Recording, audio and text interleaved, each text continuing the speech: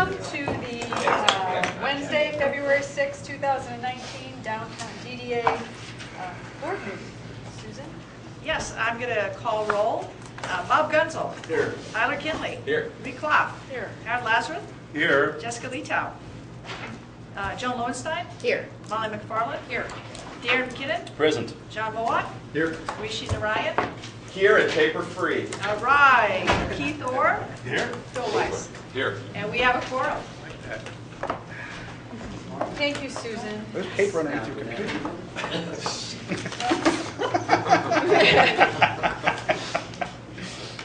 First item on the agenda is the approval of the board meeting agenda. Moved. Second. All right, next item on the, Vote on it. Vote on it. all those in favor? Aye. All those opposed? The board meeting agenda passes. Next up is audience participation. First up, we have Brad Moore. Do I see a Brad Moore? I don't see him yet. Maybe we'll bump the order here. Next up, we have Alan Haber.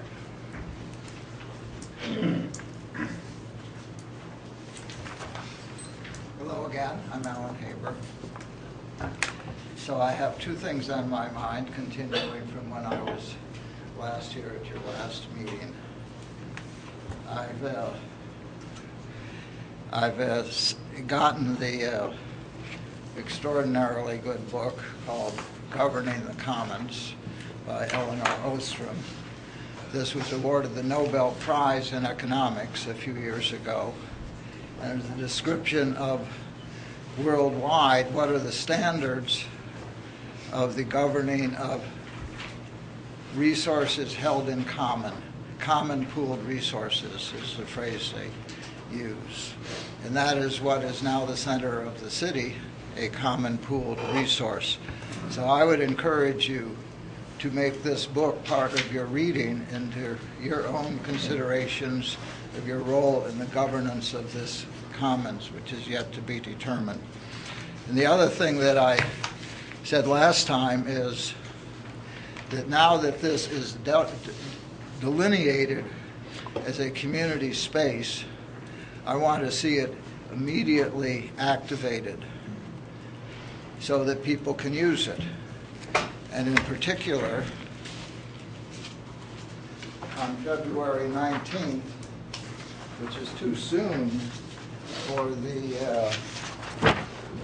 official approval standards of 60 working days, is a national holiday of President's Day. And many people have asked me, since I'm involved in such matters, can we have a program on President's Day to invite presidential candidates and to invite those of the city to come and express political views. And so this needs expedient approval. It's not very complicated. It's getting the cars off on this national holiday, allowing people to come and talk, and we're inviting many spokespeople of existing presidential candidates. So that is part of, there needs to be a flexibility when something comes up to be able to clear the cars, let people use the space that is now public space. So an application is going into the system. It's not very complicated. No police involved, no fire involved, no traffic involved, just using what is now a public space for a public purpose for a national holiday. And since this is somewhat within your purview and everything about that comes to Susan, I just want to bring it to your attention. See how to make this, not only for President's Day, but in general, a flexible, available space for people to use, pop up or whatever you want to call it, for events of particular or general interest. This President's Day is a national holiday. General interest, maybe we'll get some presidential candidates or spokesmen to enlighten us about the future. But as you know, the presidential campaign is on. And please, Governing the Commons. This is an elucidating book about how commonly pooled resources can be used more efficiently than by the state or by the market. which are the two modes by which resources are generally moderated, and the commons is a third mode. And this won the Nobel Prize in Economics. I refer it to your consideration. I did speak at the school board saying that they should see the education for the commons as part of their curriculum. When I spoke to a student about what happened in the petition, and I asked her at the end, "You know what the commons is?" She said, "No." This is part of the curriculum. It's also for the library. The literature of the commons should be there. This is a struggle and a development going on all over the world, as it has from long ago. So please, the commons, President's Day, make this a place vibrant, and consider your own visions of what could best take place on this space forever. Thank you. Thank you, Alex. I persist. I don't know, did Brad Moore? Yes, he's here. All right, next up, Brad.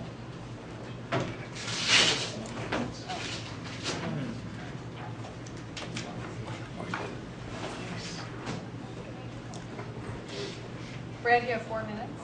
Okay, I have Chris Johnson with me today, one of my clients. I think he's the next person, so maybe between us we'd have 4 minutes. We're here today. We're beginning the process of designing a new project, two new projects actually. The one we want to talk about today is a high-rise project that's proposed to be built on Washington Street on the eastern side of the existing parking structure, between that parking structure and Lane Hall. So this is Washington Street here. This is the eastern edge of the Liberty parking structure here. That's the entrance off of Washington Street. This is Lane Hall here, Sava's Restaurant, Michigan Theater Main Auditorium, and what they call the screening room. My client has acquired this property that wraps the screening room in a sort of a C shape.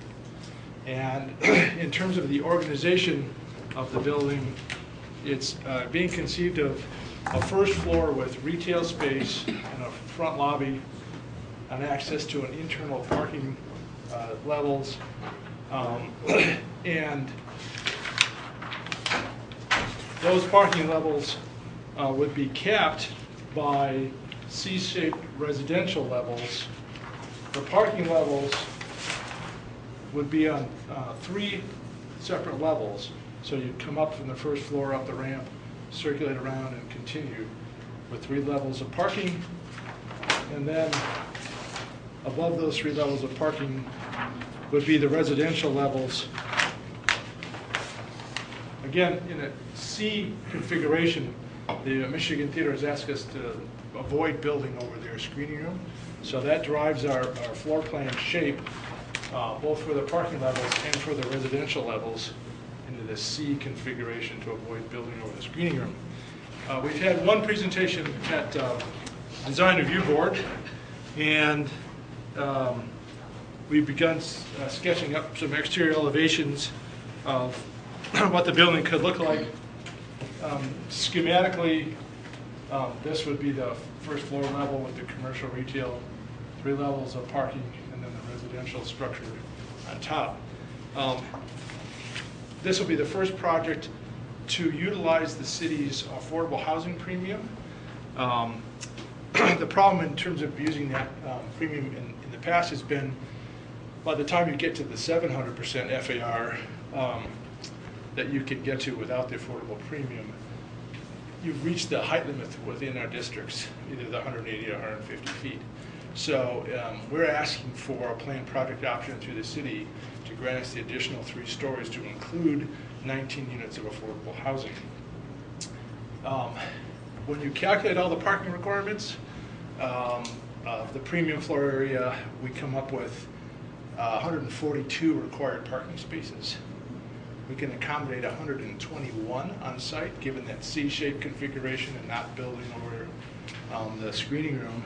And my client is here to engage in the beginning of a discussion about how we might lease those 21 spaces that are our shortfall through the option afforded in the ordinance to lease those from the DDA. So that's where we are today. Chris is here to speak on behalf of the development group. They're pretty excited about the project. We've been meeting with neighbors. We've got a meeting with the U of M today and also the director of the county's affordable housing department later today. So that's my 4 minutes. Chris, if you want to add anything to that? Sure. So Chris, you have another 4 minutes. Thank you very much. Let me move over here. My Vanna skills are lacking a little bit, but as you can see, we are very excited about this project. CA Ventures is a firm with multiple verticals, residential being one of those. We are excited to bring something here that captures a number of different demographics. We've looked at utilizing the entire frontage of Washington Street as studios, 1 bedrooms and 2 bedrooms, to capture some missing aspect of market demand. And we are also looking at the adjacent parcel, which is not a part of this conversation, to bring in what we would call a micro unit that would be able to be built at market rents, but based on the size, we're able to bring those chunk rent totals down. So we're excited to be bringing the project to you today. Through the process, as Brad had alluded to, we have 21 stall shortfall in our parking. Part of our resolution in doing so is to come here and ask those for you today. We've also had a potential plan to connect to the Liberty Street garage from one of our parking levels. Knowing that there is no guarantee necessarily on being able to identify leased spots there, we did want to leave that option open for potential guests or visitors too, so that wouldn't overburden some of the street parking in the neighborhood. So that being said, that's our request for you today, would be 21 24-hour stalls to be leased through the city's municipal parking garages. And I'm happy to answer any questions.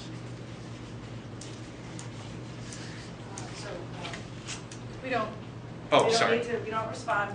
We will be referring this to the operations committee of the DDA, and I think the operations committee will report in a few minutes about the meeting, which is at the end of this month, on that Wednesday. And between now and then, we'll work with you if there are questions we hear as a result of today. We get those to you ahead of time, but we'll have a discussion about that then. Thank you. Thank you. Thank you very much. Appreciate your time. Okay, next, reports from city boards and commissions. Ray, do I see? Good morning. Last night, 21 very informed and articulate members of the Downtown Area Citizens Advisory Council, joined by near downtown neighbors, came together in the basement conference room of City Hall to discuss emerging possibilities for development and affordable housing in the central area. At last month's meeting, we discussed the proposed 19-story at that particular point, 241-unit residential building on East Washington and State, which Brad Moore has just commented on. And those present generally supported the by right project, particularly the inclusion of 20 units of smaller workforce housing in the 6-story part of the project behind Savas, and adequate parking on the lower floors of the residential market rate structure on East Washington. Mixed use on lower levels was also a plus. 2-story premium floors are expected to be approved because of inclusion of the micro unit affordable housing. However, a wide variety of recommendations emerged from the Design Review Board meeting, resulting in the decision by the developer to come back before the DRB a second time with updated plans on the 13th of February. That's coming up. A citizens' participation meeting has been scheduled that same evening at 6 o'clock at the Graduate Hotel, with the hope that they will get any tweaks, as they describe them, completed in time for submission to city staff by the end of February. We spent last night a lot of time discussing the possibilities for design and affordable housing that were presented at a recent meeting organized by Peter Allen's class at Ross Business School. Some of you were actually at that particular meeting. Students had a lot of suggestions. Remember, these are just suggestions, which Peter Allen is very good at with regard to possibilities. And sometimes he raises things that otherwise would not be pointed out. he presented, organized by his class at the Ross Business School. Last night were the ones we looked over, but you should look them over too. The student suggestions were presented to stimulate thinking about many directions. 250,000 square feet of affordable workforce housing with rents set by Jennifer Hall of housing from 30 to 130% of AMI. An ambitious and very expensive goal of net zero climate environmental impact, moving the 8 buses along 4th Avenue into a garage under the new building next to Blake Transit Center, and also a 20 to 25,000 square feet downtown grocery store. We've heard that one before. We discussed that briefly last night, and of course that depends upon demand.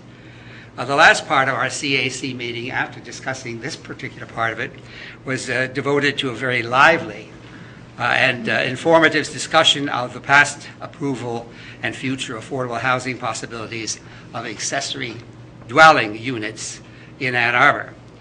To the surprise of some of us, the majority of those present appeared to have a positive view of the possibilities, and I thought that that was the case. Thank you. Thank you, Ray. There are any other members of the public that would like to address the board? There'll be some time at the end of the meeting. So with that, we'll go right into things. Are there any other DDA board member communications? So every month I hold 2 monthly conversations called Downtown Halls, intended to talk about the work that we're currently doing and invite comments and questions on DDA work and our purview. The meetings for this month are today, this evening, 7 to 8:30 at Traverwood Library. We'll sit hopefully by the fire if there's a little bit of room and chat. The next one is this coming Saturday, 10 to 11:30 a.m. The Saturday ones are usually walking tours. If the sidewalks are in the condition that they're in today, I'll meet folks there, but we'll walk over to Avalon and we'll tour in our minds. So again, we'll meet at Blake on the west side, which is close to the 4th and William parking lot, and 10 to 11:30 this coming Saturday is that conversation. I also wanted to bring up one more thing, which is the Bike Alliance Summit, the annual Bike Alliance Summit, which is coming up this Sunday. From 10:45 a.m. until 2 p.m. It's free. They do ask for registration, and it's bicycle advocates and activists from all over the county coming together to celebrate progress, successes, and talk about opportunities for the coming year. And this seems pertinent given how much work we're doing on making the downtown friendlier to bicycles. So. Thank you. Next up, Executive Director Communications. So the only big news I have for you is with the polar vortex, we had a little bit of damage in our office last week. The fate being what it is, the poor resident above us, their water line that fed their sprinkler burst because the temperatures got too cold and it appears that there might not have been enough insulation. It came through our office. Unfortunately, Joe's office got most of the damage. It also hit the copy machine, hit my office and hallway. Just to give you a sense, building owner could not have been more responsive. The impact of it, fortunately, didn't damage the computer, so we've been operational. We're going to have to replace all the carpeting through that whole area. Kelly's already dealt with the copy machine. That's been repaired. The cabinets in the back are going to have to get replaced. But really, we, I think, dodged the toughness of it. I feel most awful about the resident above because they're going to be out of their space or impacted far more than we. But just to let you know, if you see dehumidifiers, you see new carpeting, it's as a result of what happened last week during polar vortex time. So thank you. Thank you, Susan. Next up is the approval of the January meeting minutes. So moved. Second. All those in favor, say aye. Aye. Those opposed? All right. Minutes are approved. And we will move to subcommittee reports. First up is capital improvements. John. Thank you, Marie. So, in your package, you've got 3 resolutions. We're also going to have a short presentation towards the end of this by our consultants regarding the William Street Bikeway. So the first resolution, if you look on page 11, I'd like to move a resolution to approve the selection of Fonson Company Incorporated as contractor for the Huron Street Improvement Project. Do we have a second? Second. So, as you all know, that project went out to bid. Good news, bad news. Give you the bad news first. Bad news is we only got one bid. Good news is the bid came from Fonson, who we've worked with for the past two projects, and it was under budget. Staff did a good job of reaching out to other contractors. All indication had been at pre-bid meetings and so forth, and contacts that other contractors were interested. And essentially, the long and the short of it is that folks, as they looked at their workload moving forward and their staffing, just didn't feel they could handle the project. As you know, we've talked in the past about we always want multiple bids. And as we look forward to our future projects, I think staff will put in extra effort, just try as always to kind of reach out and kind of whip up enthusiasm. One factor in this project may be the fact that it's the character of the work. It is a little different than some of the past projects, so it really attracts a certain type of contractor, not as broad a range as we might have for some of the other street projects. So, be that as it may, the good news is that we've got a good contractor and we're under budget. So, one small thing I'd like to do is I'd like to propose an amendment to the resolution. If you scan down to the first resolved, where it reads, the DDA approves the selection of Fonson Incorporated as contractor for the Huron Street Improvement Project with a contract amount of $3,432,419.93, which includes a 12% construction contingency and a City of Ann Arbor cost for conduit. So I'd like to alter that. And I think that you've got a copy sitting on your desk, and you'll see in red the alterations. And just so folks understand is that we don't really want the contingency built into the contractor's contract. It's our contingency for unforeseen matters. And so that $3,064,660.65 number is their bid number that we're approving for the contract. We'll still have the contingency in place. And so one thing that I think is important also for people to recognize, if you look on page 12 of your packet, you'll see the overall budget for the project. And keeping in mind that the overall budget is considerably higher than this construction contract number. And I just want to make sure that folks here and folks in the public and all understand that this construction contract is one major component of the overall budget. But there are also design engineering fees, and you'll see the list of other items that are, we have purchase of street trees, which we're going to talk about in a minute for resolution. We have DT light fixtures, we have street poles, signal changes, parking meters, signs. We've got a whole list of things, field engineering, and of course the contingency. So there's a whole raft of other things that are being purchased basically in another method than the construction contract. I just want to make sure that's clear to everyone. But as you actually would see on page 12 in that summary, where we're landing up as of right now is that we're a wee bit under our budget. Not a whole lot, but a little bit. So I think things look pretty good moving forward, and much credit to staff and consultants. I think some people were pretty happy that the estimate was pretty close, so compliments for that good work that Amber's put in to move this thing forward, and Liz. So, be that as it may, any So we questions? have to move the change, right? Yes. Anybody have any questions? Is this spreadsheet part of the resolution? No. Because No, it's just the second a- line. Supplemental The second line analysis. says contract amount, which you made clear is actually not the contract amount. But it's a bid plus the contingency. Right, but it's not the contract amount. Right. I have a question. So in the event you have to exercise the contingency, do you have to bring it back to the board? Actually, we've already got the contingency approved and built into our budget. But that's not the same thing as amending or modifying a contract. Yeah, actually, that's a good question. I guess I don't know when we do go back. I mean, in the past, though, we haven't had to bring it back to the Could board. we ask the question again, and then Amber will respond? I'm sorry, I couldn't hear the question. So my question is, if you have to modify the contract, does that have to come back to the board for approval?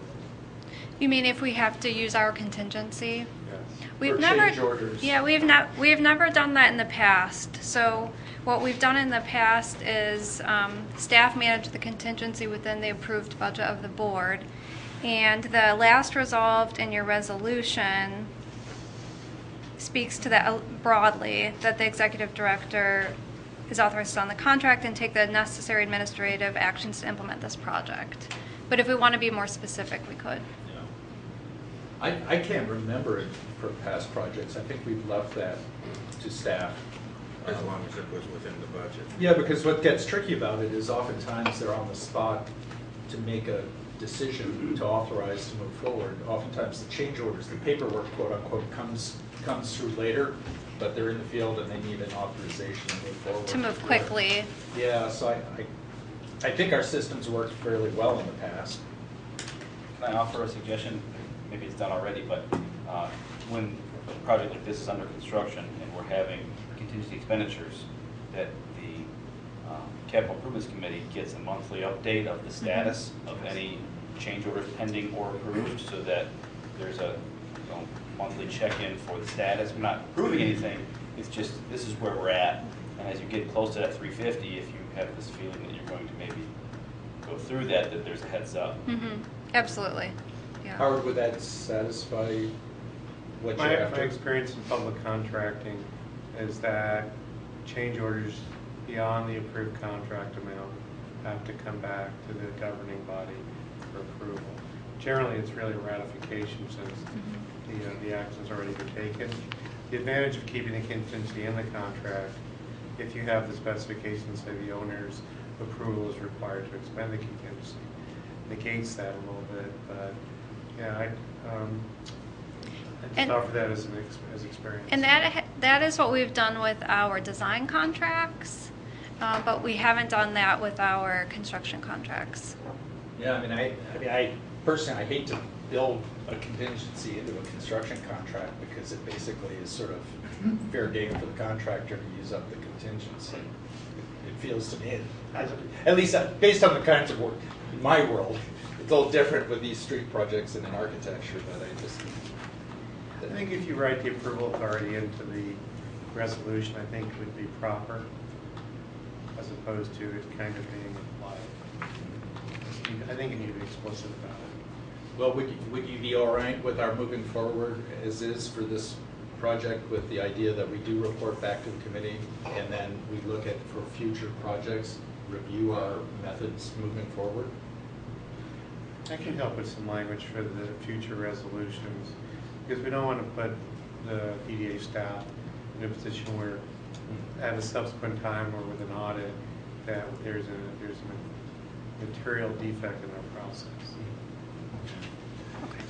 All right.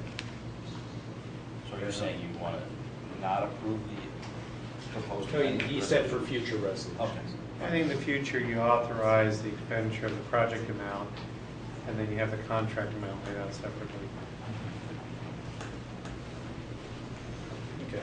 Yeah, and maybe we could have that as an agenda item for a future CIC meeting, just a sort of general conversation about how we construct contracts. Any questions? Obviously, both Liz and Amber are available. I guess just to refresh my memory, we're looking at a 12% contingency on this project as opposed to the usual 5% because it's an MDOT project? Yes. So we just, after the resolution was written, we got our first round of comments back from the state, and we're not entirely sure what they're going to ask of us in terms of restoration or how we replace the signal. So we just felt like we needed a bigger buffer.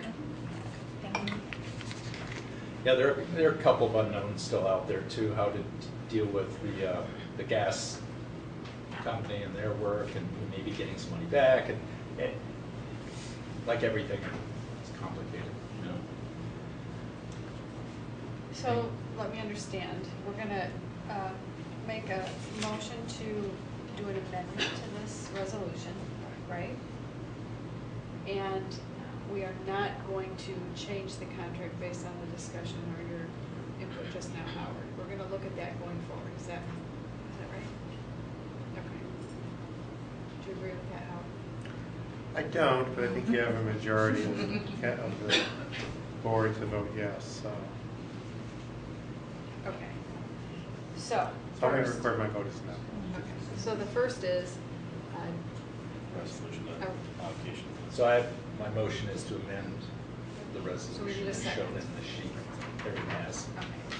So we've discussed it. So let's, all those in favor of the amendment to the resolution say aye.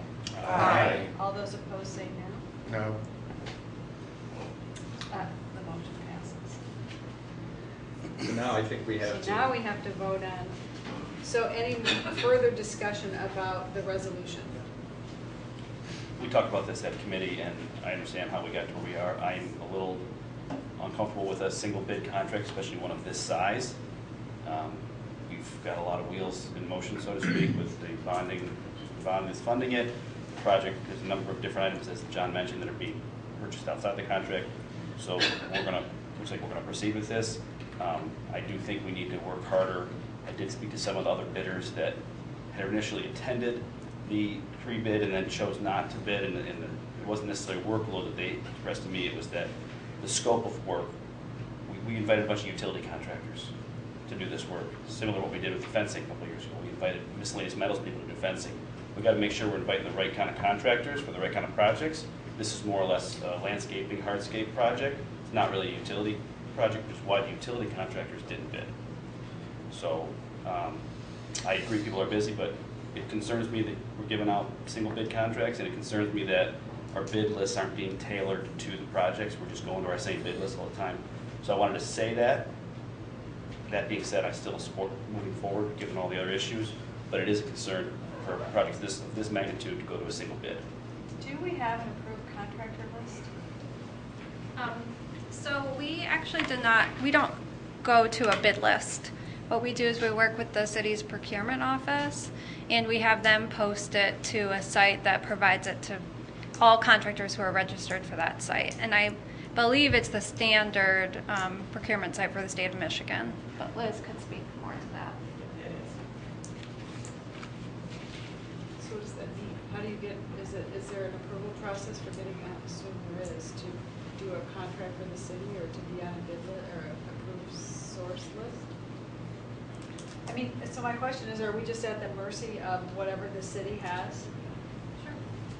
So it's called Mitten, and it's just, it's like a statewide, I don't know how you describe it. Basically, contractors sign up to receive, so whenever a bid is issued, they're notified a bid is issued in the city of Ann Arbor, and it includes these elements. So it would say it includes the concrete, electrical, whatever it includes, and then they decide if they're interested to go, they download the bid. So if you look at who downloaded the bid for Huron, I think it was, I don't remember, it was like 102 companies downloaded it, and it was electrical contractors, concrete, underground. So it's not that you're soliciting, you're inviting people or from a known list. It's just, put out there to whoever is part of the Mitten system, which I think is almost all the contractors, in Michigan. And try to clarify that a little bit is, a lot of those folks, those 102 people are subcontractors. In other words, they're folks who are interested in the project, but they're not the general contractor bidding the project, just to clarify. Howard and then Rishi. So I would assume that when staff got the bid, they reviewed it for both responsibility and responsiveness to make sure that the firm is capable of doing the work and they met the requirements of the bid, of the solicitation. With regard to the concern about number of bidders, working in municipal areas for public entities can present its own suite of challenges. So we tend to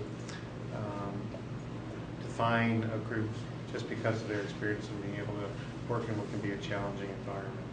And sometimes you do wind up with a much smaller subset than you might like, but such is the nature of the business we've chosen.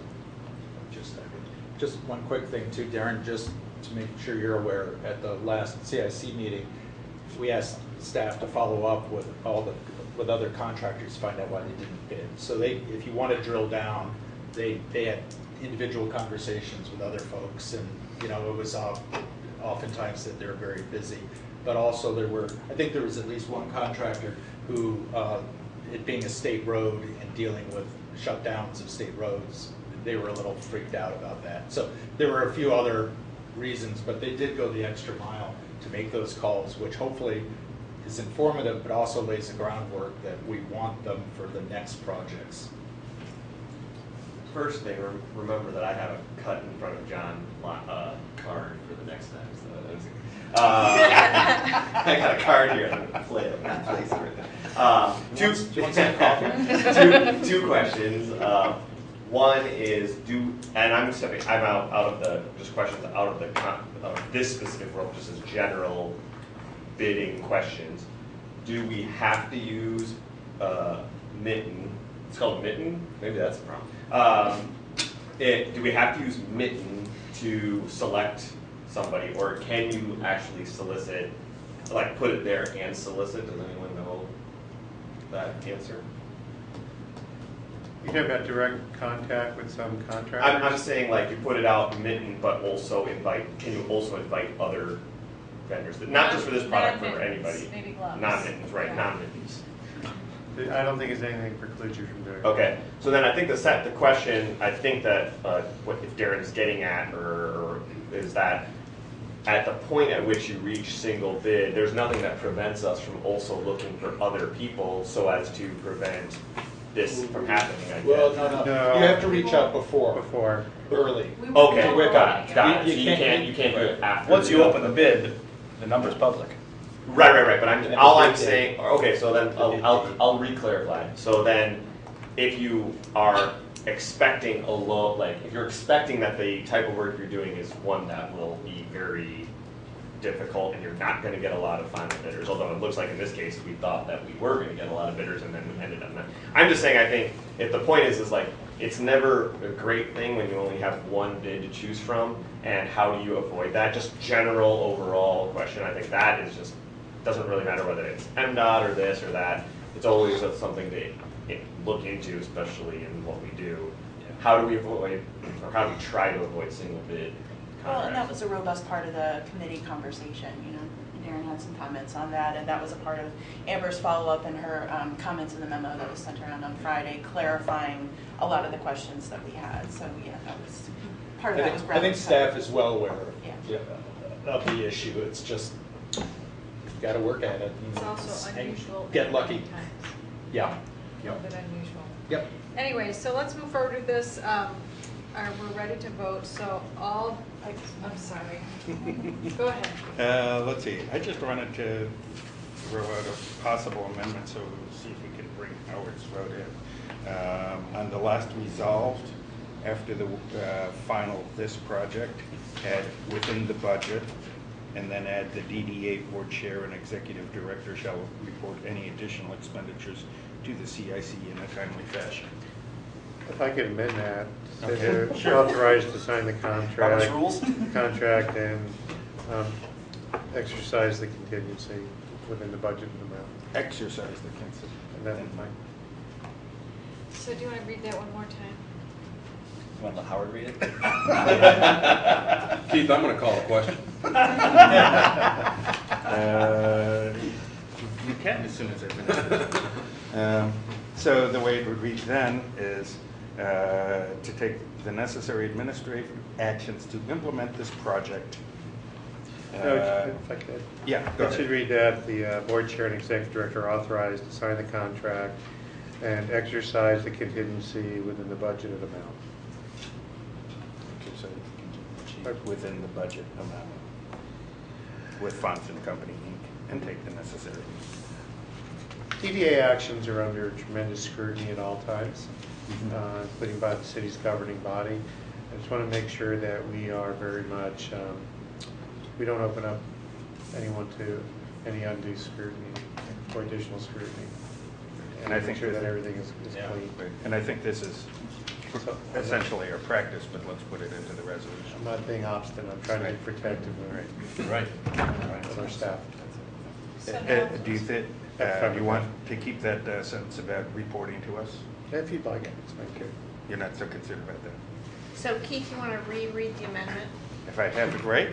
See. So the last resolved reads, resolved that the DDA board chair and executive director are authorized to sign the contract and exercise the contingency within the budget with Fonson, budget amount with Fonson Company, Inc., and to take the administrative actions, necessary administrative actions to implement this project. The DDA board chair and executive director shall report any additional expenditures to the CIC in a timely fashion. I'm good with that. I'll second the amendment. Yeah, does staff see any issues with this language that could create I know it's a little irregular to ask, but I think, I just don't want to get sideways with everything. I would suggest rearranging it just slightly, if possible. So the DDA board and executive director are authorized to sign the contract with Fonson Company, Inc., and exercise the contingency within the budget amount in case we need the contingency for some of the other items like signal work. Okay. That allows us to do that. Separate contract though, right? Yeah. Well, that is typically with, city staff actually do that work. And where the contingency might come in is if the state made us install something beyond what we're anticipating. If that makes sense. Now, if you do that with a subcontractor through Fonson, then we're okay. If you have a separate agreement to do it, then probably not okay. Well, most of these other items, they're not contracted. Like when we work with DTE, we don't bring that contract forward. Or when we work with city staff to install the new signals. We just operate within budget. The resolution now addresses the singular contract with Fonson, so let's not mix those together. If you have to do something later that is beyond, you have to manage the budget. I have confidence that you do that. You do that. I just want to make sure again that you have the authority of the board to exercise the contingency, and I think the language that's here now allows you to do that. Doesn't mean you have to spend it all on this contract. You just can if you need to. Okay. The very last thing that you said, Keith, can you just read that last piece again?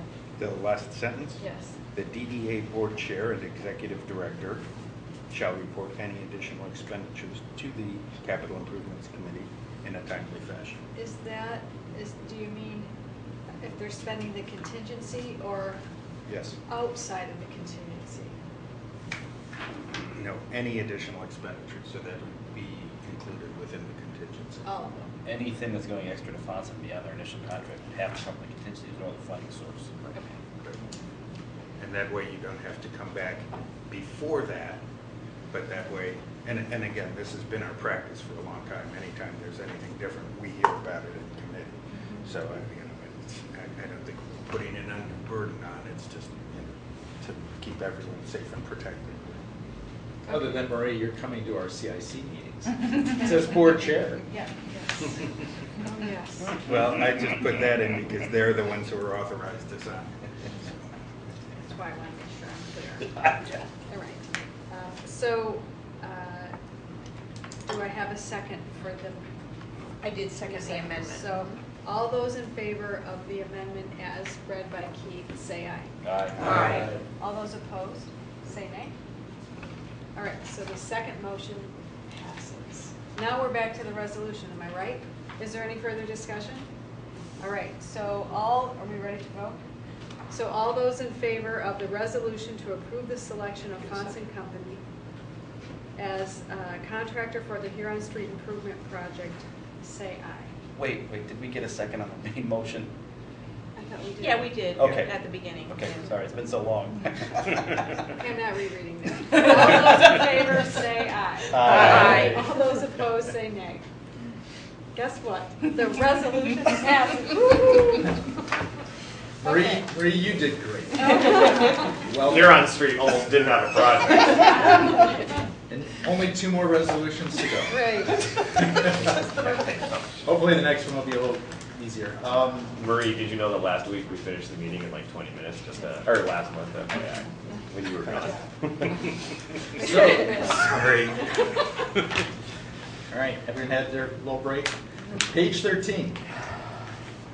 I'd like to move the resolution to approve Landscape Supply Incorporated as tree supplier for the Huron Street Improvement Project. Second.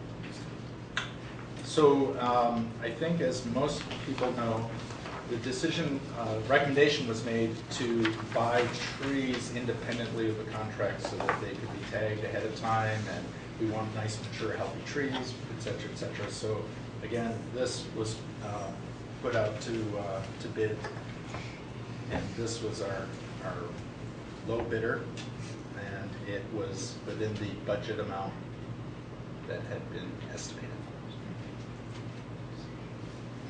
Any further discussion? Once again, I'm going to support Darren? this. We talked about this in committee, but this is yet again a sole bid. Same issues. We don't need to rehash it all. I just want to point it out. We're doing it again, and we should try to not do that. I'm going to So support noted. it. Okay, so are we ready to vote? Any further discussion? All right, so all those in favor of supporting the resolution to approve Landscape Supply, Inc. as a tree supplier for the Huron Street Improvement Project, say aye. Aye. All those opposed, say nay. Great, the resolution passes. Next. So Amber, we don't really have anything new to report about the DT gas. Just in case people weren't aware of it. Do you want to just give just a real quick?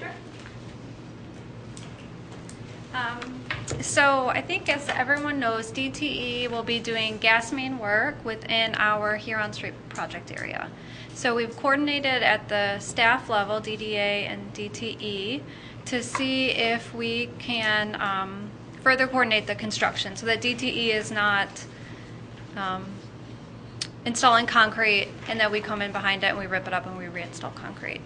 And we finally, it seems like we're making it through their attorney's office, so we've shared cost details, and DTE is working on drafting an agreement, so we hope to bring that next month. Thanks, Amber. Next, page 14. I'd like to move a resolution to approve a schematic design for the William Street Bikeway project. So moved. Second.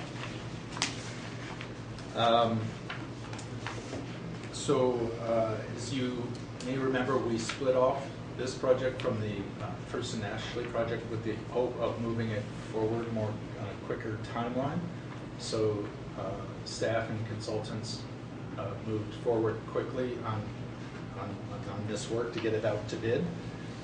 Unfortunately, I think we missed our December meeting, which I think set us back a bit in sort of reviewing where we were with the design of the project and so forth.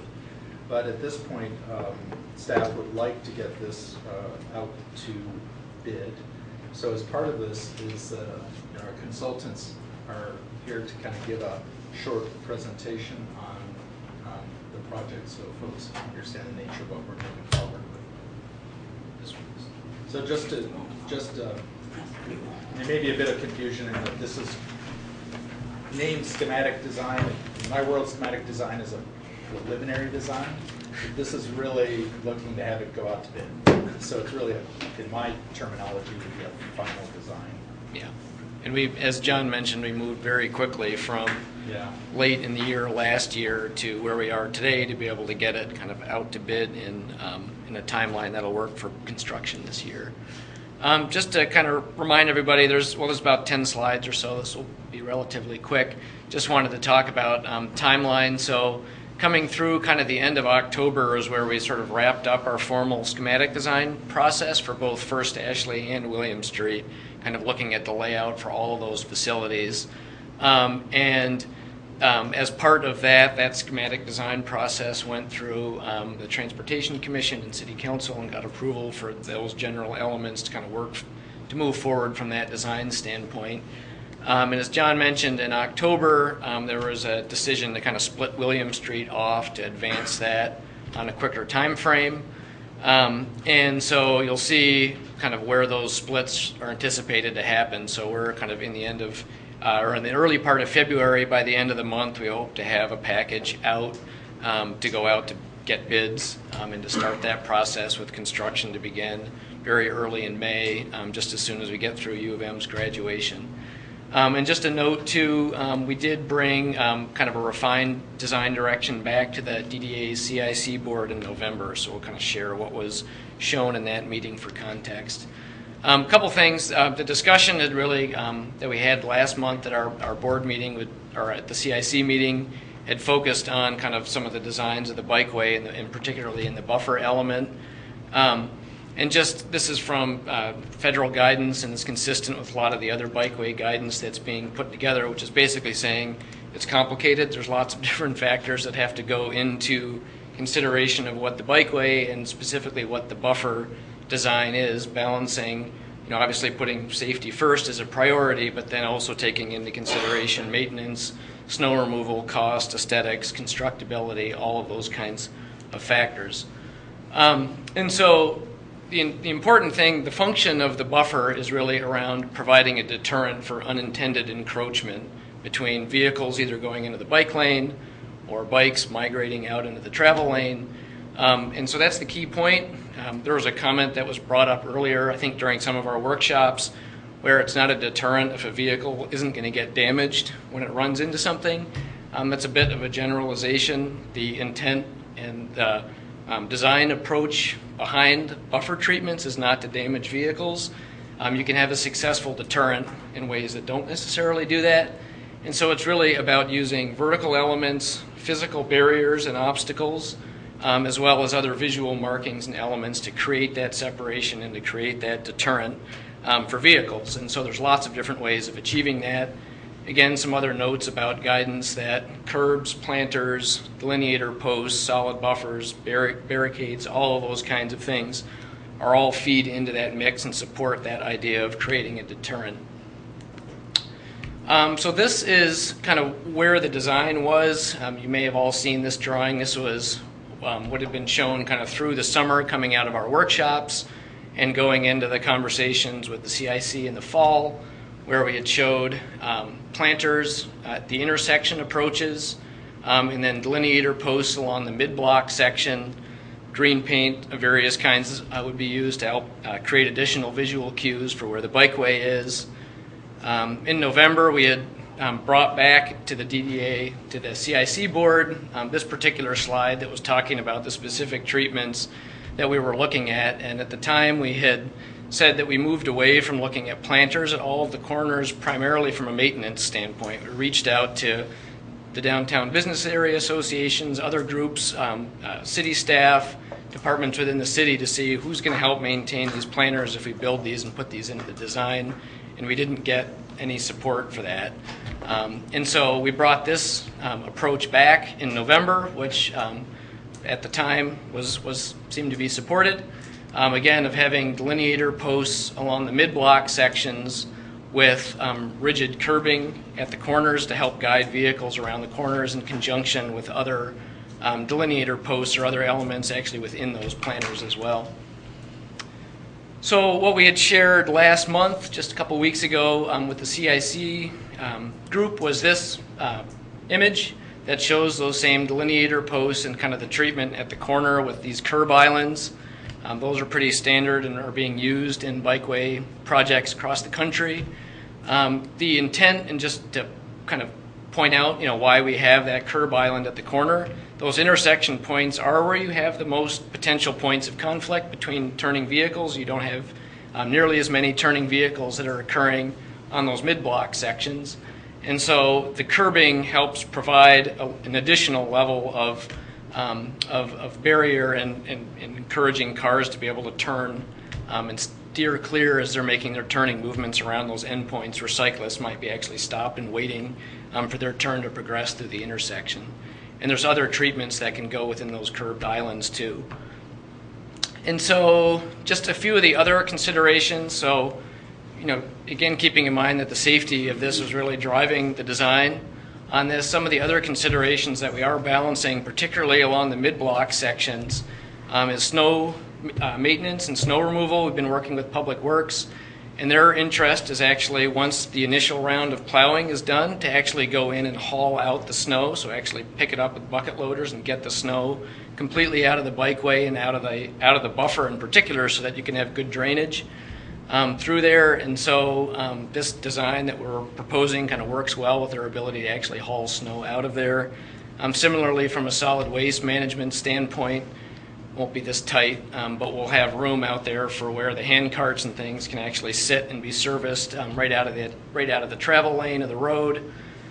We have considerations around art fair and some of the other special events that are occurring, particularly on the easternmost 2 blocks from Thompson down to State Street, where having curbing in there would actually conflict with a lot of the art fair layout where their booths are and a bunch of other things. So we're trying to work a bit around those. And then certainly just in terms of budget, construction timeline, and maintenance and durability of things, those are all factors as well. So with that said, here's kind of a detailed look, kind of more street level, at what the proposed design is. And so one of the things we did was widen out from the earlier concepts over the summer. The bikeway is actually wider. It was previously 8 feet. It's 10 feet now. Typically a 4 to 6 foot wide buffer. And the delineators are spaced about every 20 feet. They can be aggregated or made a little bit more dense at the corners. We were anticipating that. As you can see, additional delineators as part of that curb island. That gets things a little bit closer together.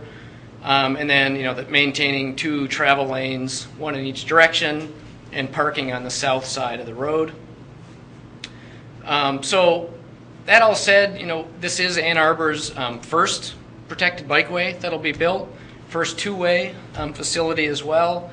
And so, I think the discussion that we had last week was good in terms of thinking about, are there other places where we want to experiment with slightly different approaches to this, or be a little bit more flexible and responsive to different conditions and different circumstances. So for example, compared to these last 2, we can certainly play around with the spacing on the bollards, and so there may be spaces where if we're worried about cars trying to sneak between the bollards and park in the bikeway, we can put more bollards in or double them up or tighten up the spacing in those areas to be able to prevent people from doing that. We can also experiment with different sizes of bollards too, and you'll see even between these last 2, even with bigger spacing, but moving to larger sized, when I'm saying bollards, I should be saying delineator posts. These are not rigid, fixed bollards that are... Are they plastic? Yeah, yep. And so there's a variety of styles of them. There's a style that we're looking at using on a number of projects in Detroit where these are actually much larger. They're still delineator posts, but they're bigger 8-inch ones. We have a sample one of those that's on the way that we'll be able to check out in our office. So experimenting with that may be a direction that we want to go in. And certainly, we do like the idea of planters, and there may be some spots where that could be appropriate, and where if we can get the maintenance side of it worked out, we could certainly look to weave that into the design. So in particular, those last 2 blocks, the easternmost 2 blocks from Thompson down to State Street, where we are not planning on putting the curbs in because of desired flexibility for art fair, that might be a great spot to see what we can work out from a maintenance standpoint so that we could do planters there, and they could be moved out of the way for events and then put back in to help provide that additional protection at the corner outside of special events. So these are things that we can still continue to look at. We got to make decisions pretty quick on these, but we can look at that as part of the ongoing design refinement. So, with that, I think per the resolution, this is the general kind of overall design approach that we're proposing that we'd like to be able to move forward with and like your support to move forward with. Again, this is planning to go out to bid by the end of this month, so that's an important part of that to keep in mind. This does accomplish the objectives from a safety standpoint, and it conforms and follows a lot of the guidance and best practices. So I think we're right in alignment with where we want to be, and we can talk through the design about some of these other opportunities to kind of tweak this as we go. So, That's it. Hold on a second. Sure. Just in case people have questions. Sure. Thank you. So, for those of you who were not at the last CIC meeting, we had a fairly spirited conversation about, and it really focused on what Oliver's been talking about. What is it that protects a protected bikeway? And that was the concern, I think, in a nutshell. And I think as I thought about it afterwards, I think the thing that we all sort of failed to do is early on in the design process is define what is the problem we're trying to solve. You know, we didn't really look at it from that perspective, I think. So for instance, once we saw a final design, concerns included cars trying to sneak between the delineators, cars, if a car loses control, do we really want to stop it completely from going in?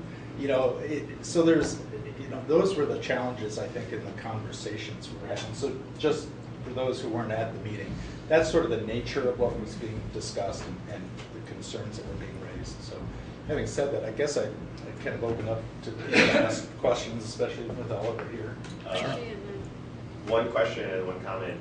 So the bollards that are wider. Delineators. Delineators, thank you. I just like the word bollards.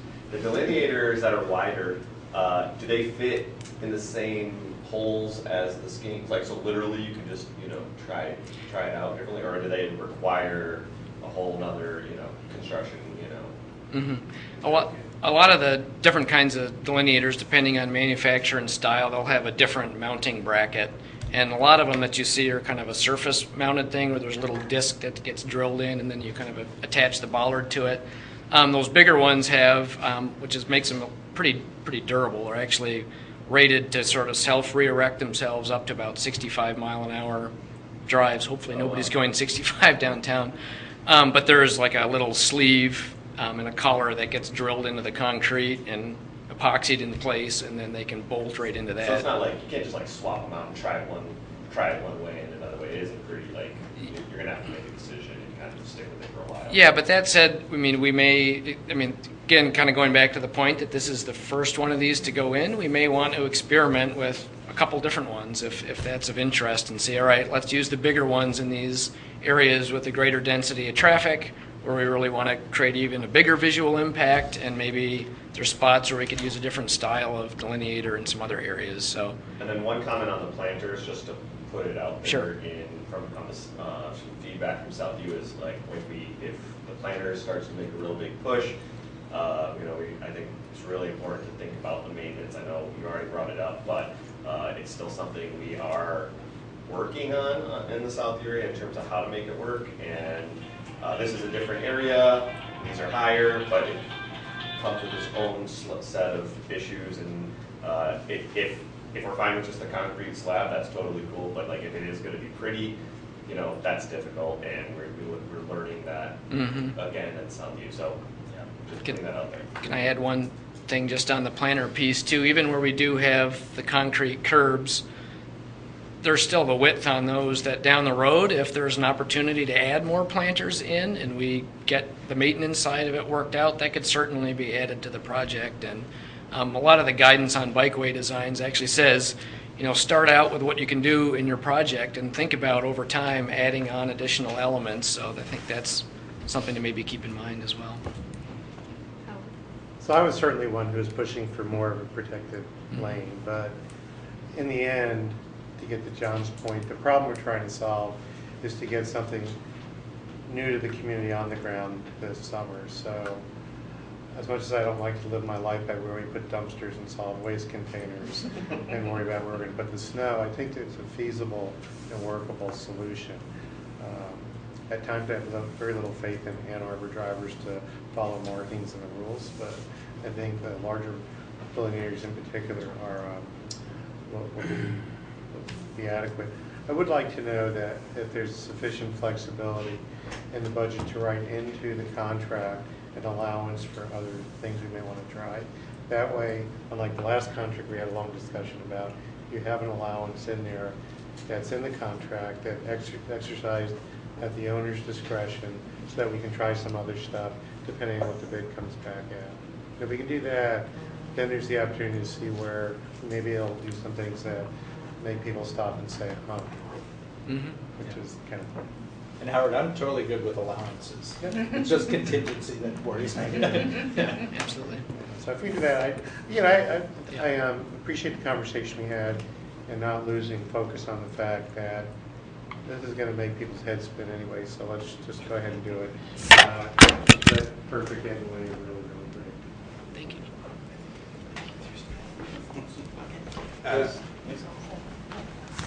I would just like to second that, since I was one of the other ones who was concerned about the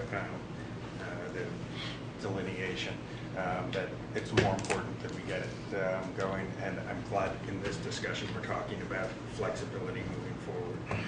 So as long as that's there, I'm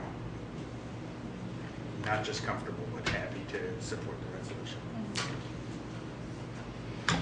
Any other questions? I'll say, as a part of that discussion, the CIC discussion, I learned a lot, and the follow-up memo from Amber and others kind of fleshed out my understanding. So I was a part of a lot of the workshops last year, but not really the behind-the-scenes work that you guys have been doing to flesh out the design. So helping to understanding what role snow removal and waste removal, but also drainage plays and how permeable the barriers need to be. It's just keeping all of that in mind, as well as the protection.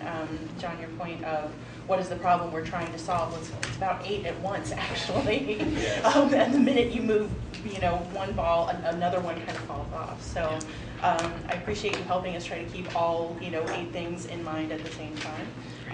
I like being able to see the different kinds of delineators. That's helpful, and the different spacing is helpful. I think I was the one that raised the concern about, at the 20 feet spacing, I feel like people are going to try to consider that an invitation to sneak into the curb.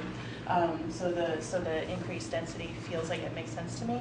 I also appreciate that you said that this is Ann Arbor's, but I think this is Michigan's first protected two-way bike lane. Not first protected, not first two-way, but first two-way protected. Mm-hmm. And to that end, we're kind of doing things for the first time here, and we're about to turn right around to do it again on first. Yep. So I'm happy to move forward with a little bit of uncertainty and a little bit of understanding that there's some flexibility in it, and understanding that we're refining for the future. Yep, great. Any other questions, comments? Really, when do the decisions have to be made for the different delineators, or like when are you going to get to a point where it's like, oh, we already put in one type, can't put the other type? Is there like a time, like a schedule where that has to happen? Ideally, up until the point that the guy's drilling the hole into the ground, okay. Things can be changed through change order. It's not obviously what we would want to do. And so the bid package will go out later this month, and so we're going to be recommending one in there to go with, or a combination of those. That can be, an addendum can be issued before construction happens if there's additional tweaks or refinements as we work with city staff and others to kind of work through how that comes together. So. But within the next couple of months, we should have a plan of Yep. what we're testing out. Yep. Okay. Absolutely. So Oliver, along those lines, in my world, I think there's more use of alternates and unit prices for things, but it strikes me that, for instance, a unit price for installing a delineator would be a pretty simple number, and so we could have the potential of adding, instead of having them 20 foot on center, potentially having them 10 foot on center, or having some flexibility, or an alternate for a different type, if you want to experiment with what the costing is for different things. So I just throw that out as a concept that you might want to think about as part of, because as Oliver said, the challenge is you really don't want to change later.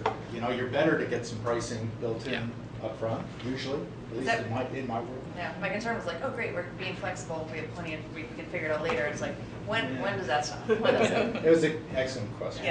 Yeah, and I mean, our contracts on our prior ones have all been unit price contracts, so we do have some of that wiggle room is built kind of right into how the project's built. Yeah, and at this point, we've been talking about a few different delineator models, and I think we'd probably just want to know all of those, so that we do have that flexibility. Each block could have a whole different thing.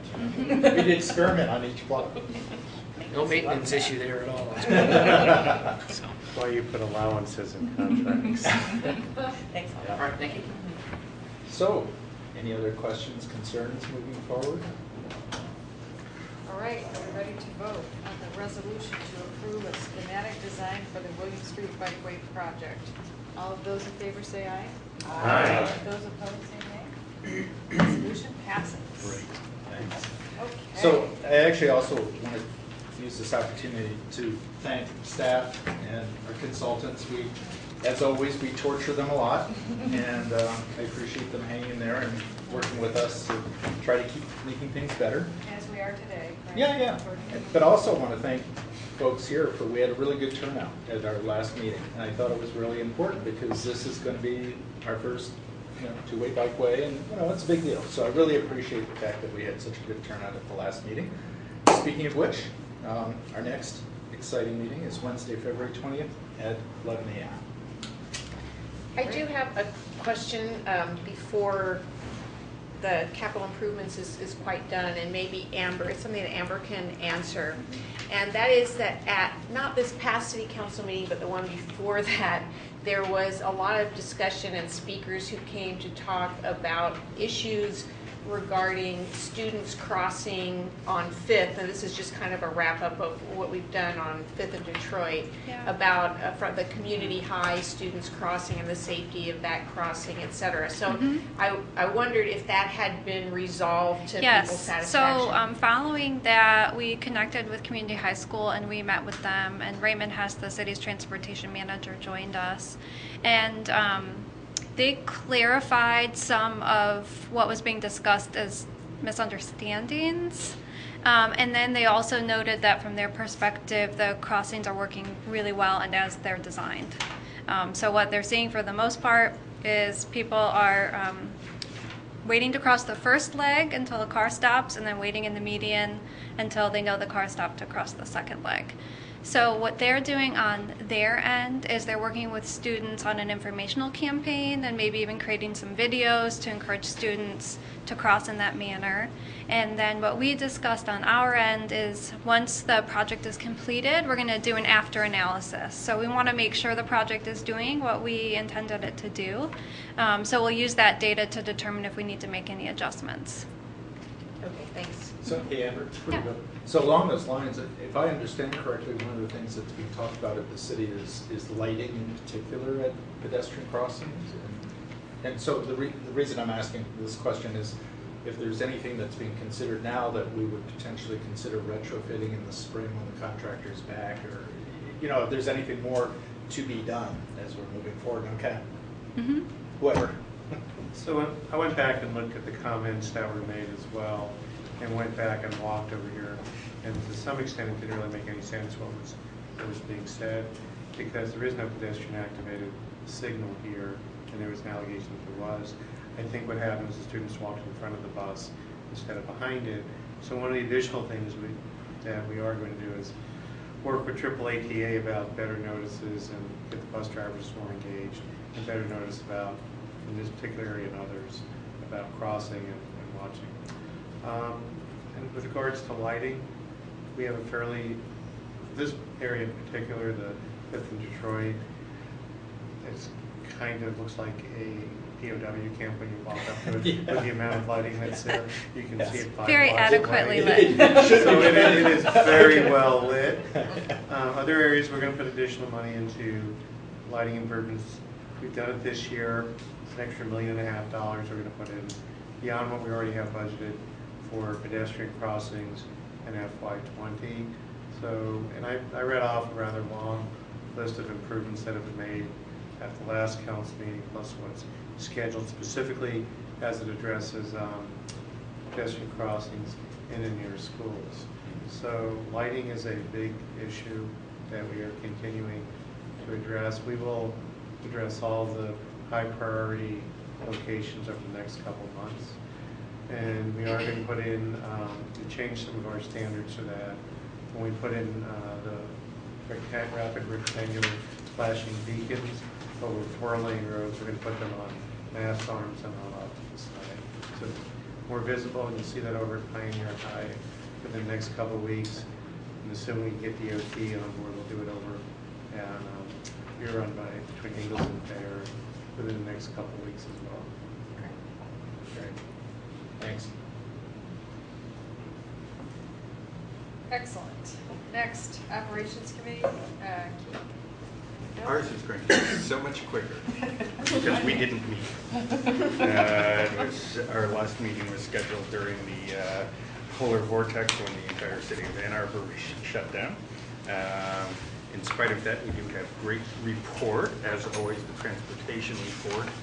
And I noticed there's all sorts of other stuff in there, including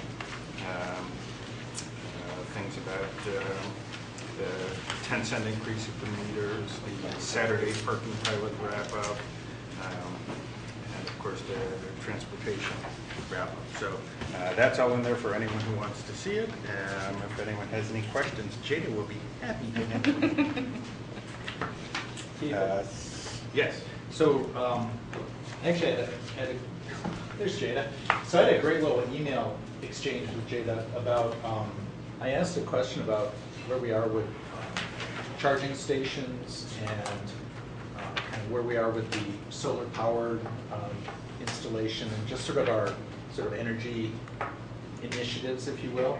And I think it would be great if you wouldn't mind just giving us just the quick summary of sort of what you shared with me. And also I think it'd be great if it could become part of our parking report.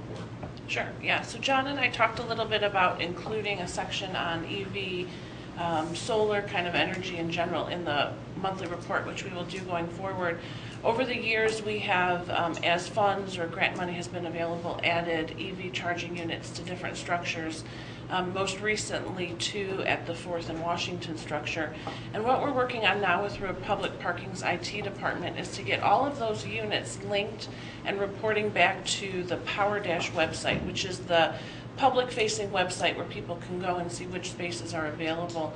Once we have all of the units connected to that, we'll be able to more regularly share information on usage, demand.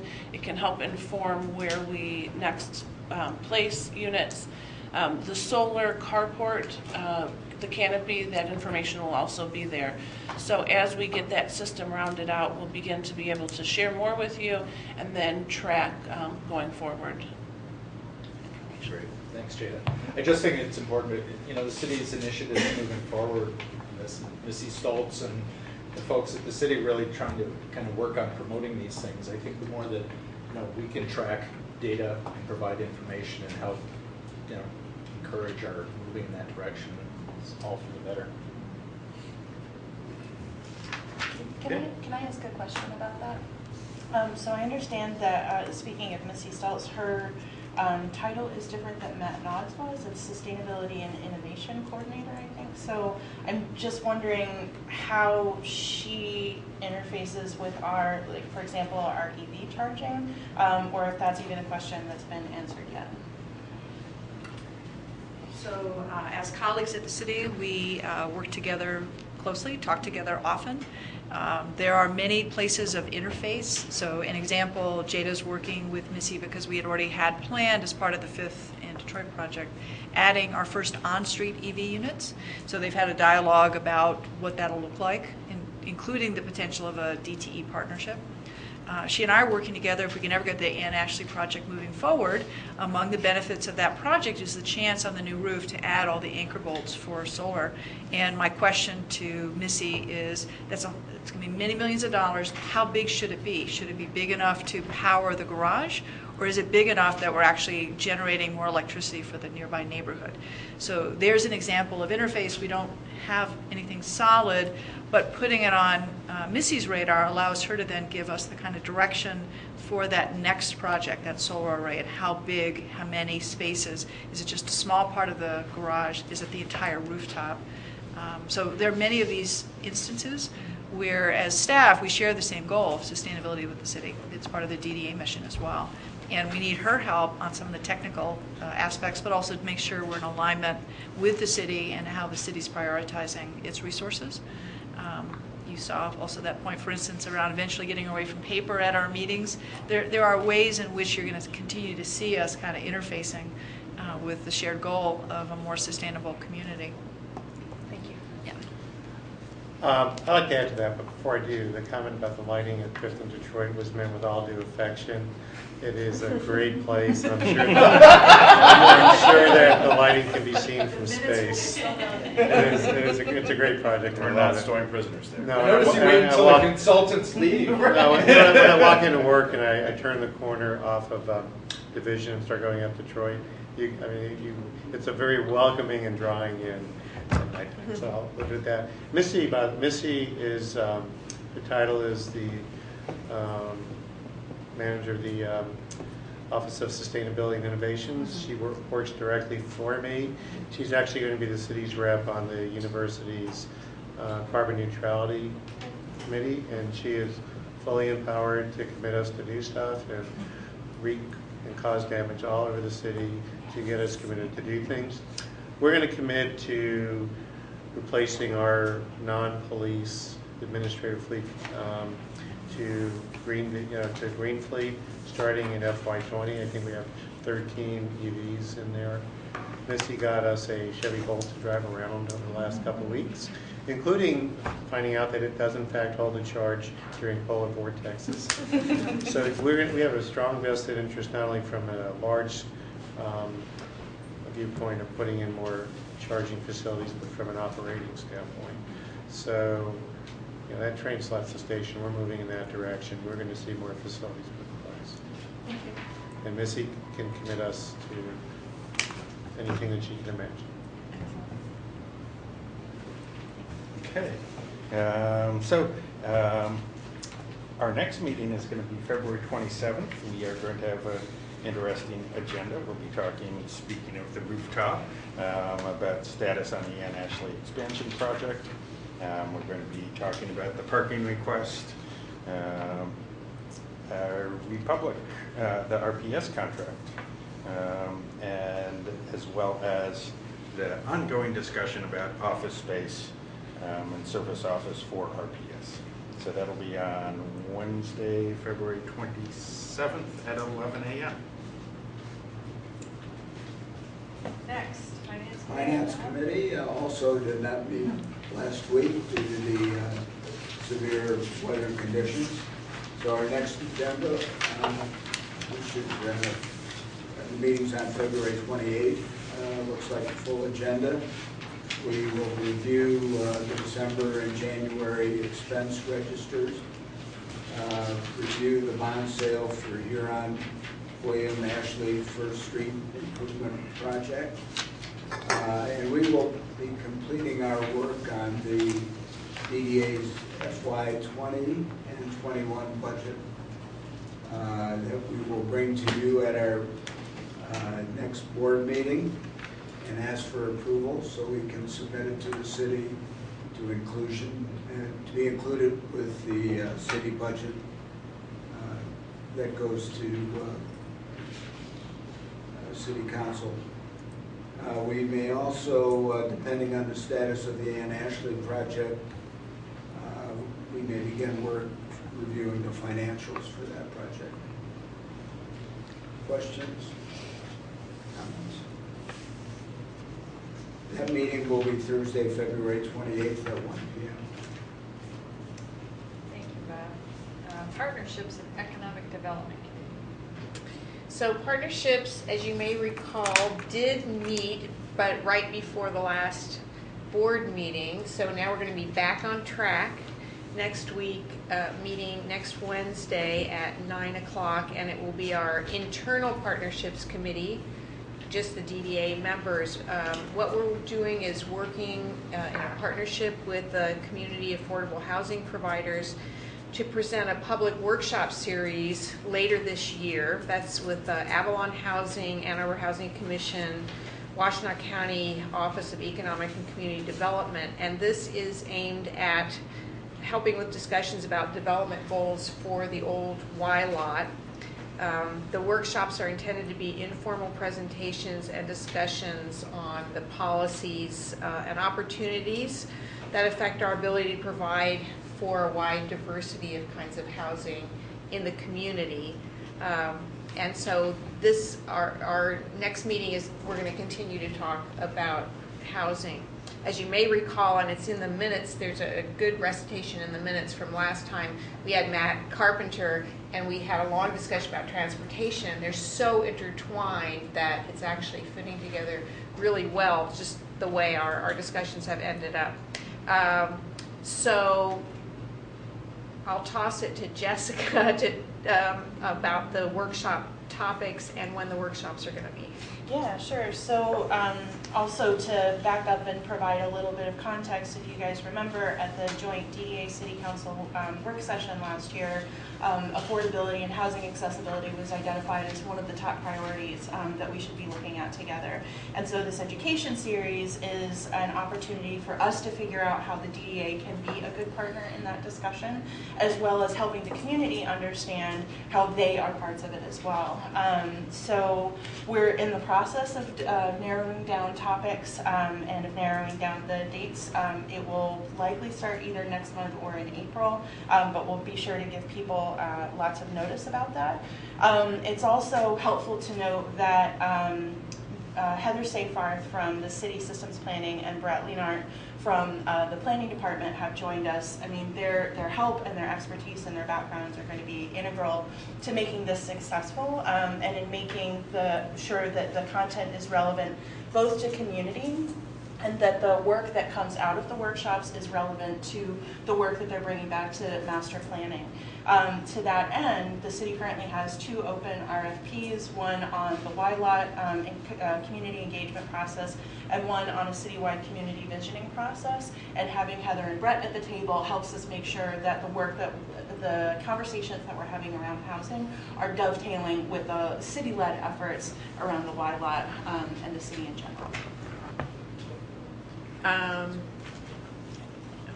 So now, are there dates for any? There aren't any dates yet for that. Okay, very good. So again, yeah. Has there been any document developed of what the workshops hope to accomplish, or what, what's the problem we're trying to solve? Yeah, absolutely. I think that we'll have that document after next week. So one of the members is noted in here, the Washtenaw County Office of Economic and Community Development. Teresa Gelati is that representative, and she also sits on the Housing and Human Services Advisory Board for the county. So what she wanted to do was bring this idea back to that board and find out what problem is it that they want and need to solve, because the point isn't, the DDA has showed up, we're going to fix everything. The point is, how can we be a partner? And it's an open question, particularly to that group. So once she has the conversation with the board, she's going to bring it back to us. And at that point, yes, we will have a document, but I think that's the last kind of box that we wanted to check. Thank you. Rishi. Oh, no, sorry. Okay. I sprayed my wrist. He was just trying to cut in front of me. Susan's going to have to separate me and Jennifer. I know. Okay, that's it for us. All right, it's me, Executive Committee. I'll be the shortest of the bunch, and I am the shortest of the bunch. The Executive Committee met earlier. We reviewed the board meeting and agenda today. I had no idea that it would be this extensive, so that's all I have to say about that. The next Executive Committee meeting is Wednesday, March 6th at 11 a.m., just before the board meeting. That's it. I'd like a motion to... What? Oh, I'm sorry. You have like 3 other items to go. Kind of long board meeting. Are there any other audience participants that would like? Oh, 1 second. I'm sorry. Oh, go ahead. Distinguished board members, Madam Chair, my name is Chris Tompkins. I'm a longstanding citizen of Ann Arbor, and I'd like to mention some of the things that I see that the DDA has been doing that positively impact me. The credit card only lot at the corner of Huron and Ashley, the card reader always works. It's wonderful. It's never given up or given me a moment's trouble. I also took the opportunity over the holidays to read a number of the DDA presentations. I see that we're expanding 3 additional parking decks at the Ann and Ashley lot, and I see that we're also adding retail space. That's an outstanding idea. I'd like to compliment you for approving it and whoever came up with it. Anytime I think we can add retail space in Ann Arbor is certainly to the advantage of the business owners. And then the parking structure at the library lot, I think it's state of the art. The aisles are wide, it's well lit, The spaces are easy to get into. It's warm in the winter. If we have the ability to replicate that in the future, especially with the original concept of adding additional development on top of it, which I'm very sad to see that that isn't going to happen. I think that we have a need to increase density or development in Ann Arbor, and anytime we can put parking below ground, I think it's to our advantage. How we choose to use that space above ground, I think is up to the citizens and others to recommend appropriate use. And then the People-Friendly Streets Initiative. I've read through the presentation twice, second time to make sure I fully understood it, and I was very impressed. It's very comprehensive. It's easy for the citizens to understand. I have used protected bikeways in other cities, and I love them. Not only did I enjoy them, but I could see families using them. And I don't see a lot of families biking in Ann Arbor. And what we're talking about doing on Huron Street to make that more pedestrian friendly, a terrific idea. It's always been, I would say, a corridor of no man's land where people don't want to cross. As they look at Carytown and they look at Main Street, and they stay in one or the other. So any way we can continue to link that corridor and make it easier for people to move between the farmers market and shopping in Main Street or Washington, I certainly would encourage that. Also, a number of you have mentioned the issue of crosswalks, and that also came up at a recent city council meeting. The one thing that I will notice as a driver who comes in and out of Ann Arbor at both dawn and dusk is anything that we can do to add the strobe lights to crossings, please do so. There are a number of crossings in Ann Arbor where I see people turning the corner, and oh my gosh, how many times they've slammed on the brakes. I've been behind them, I slammed on my brakes to keep from hitting a pedestrian because they didn't realize that it was a crosswalk. So anything that we can do visibly, as well as the green markings, as you're noting there, for the bikeways, that will help not only cars, but keep pedestrians from walking into it. I've done that before. In other cities, I've been walking, oh, it's a pedestrian-only area. And my wife grabs me, she says, no, there's a bike coming. So I learn. So please keep up the good work, and I guess I would like to say thank you for your citizenship. I can only imagine what you give up in order to be here month after month, the subcommittee meetings that you're part of. I think it's a great indication of I would say, what the residents of the city of Ann Arbor need are more people like you that are willing to devote your time to the betterment of Ann Arbor to make it more people-friendly and more pedestrian safe. So thank you. Thank you. A little bit out of order, I would say. Sorry about that. Is there any new business? Seeing none, do we have a motion to adjourn? So moved. Here, or Took it like 5 minutes ago. All those in favor say aye. Aye. Those opposed say nay. just dictated the motion.